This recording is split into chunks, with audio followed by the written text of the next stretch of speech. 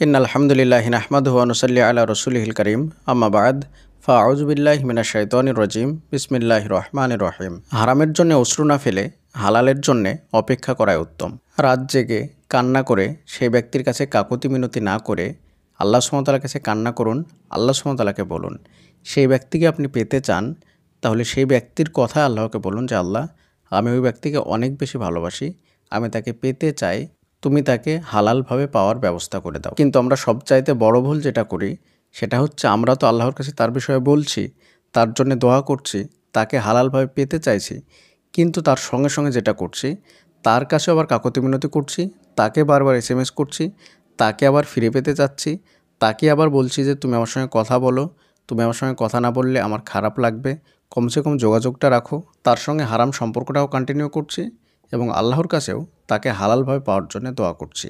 আর এইদিকে দোয়াটাও কবুল হচ্ছে না এবং সেই ব্যক্তিও আপনার সঙ্গে ঠিকঠাক মতো ব্যবহার করছে না, ঠিকঠাক মতো রেসপন্স করছে না, সবসময় অবহেলা করছে, সবসময় আপনাকে ছোট করছে, সবসময় আপনাকে খারাপ কথা বলছে, আর আপনি দুই দিক থেকে বিপদের মধ্যে পড়ে যাচ্ছেন।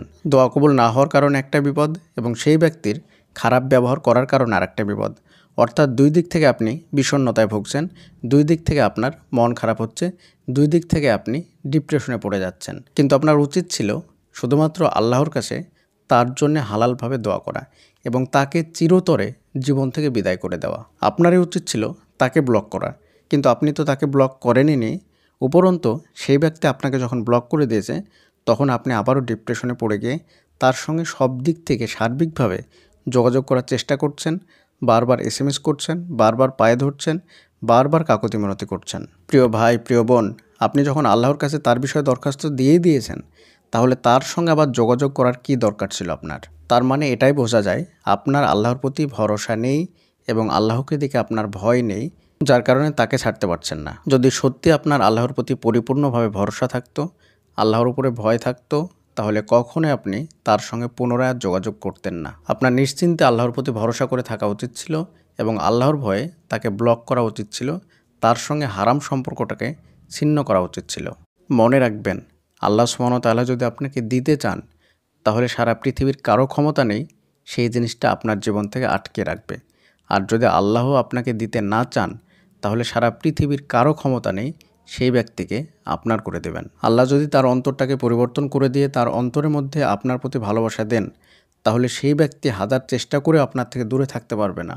আর আল্লাহ যদি তার মনকে পরিবর্তন না করেন, তার অন্তরে আপনার প্রতি ভালোবাসা না দেন, তাহলে আপনি হাজার তার পায়ে পড়লেও, হাজার কাকুতি মিনতি করলেও সেই ব্যক্তি কখনোই আপনার হবে না। আপনি ভাবছেন যে তার সঙ্গে যোগাযোগটা রাখলে সে হয়তো বা অন্য কারোর সঙ্গে কথা বলবে না, আপনাকে ছেড়ে চলে যাবে না, তার সঙ্গে ভালো ব্যবহার করলে, তার সঙ্গে যোগাযোগটা রাখলে সেই ব্যক্তি হয়তো আপনারই থেকে যাবে এবং আল্লাহর কাছে দোয়া করবেন, তারপর সে আপনার হয়ে যাবে।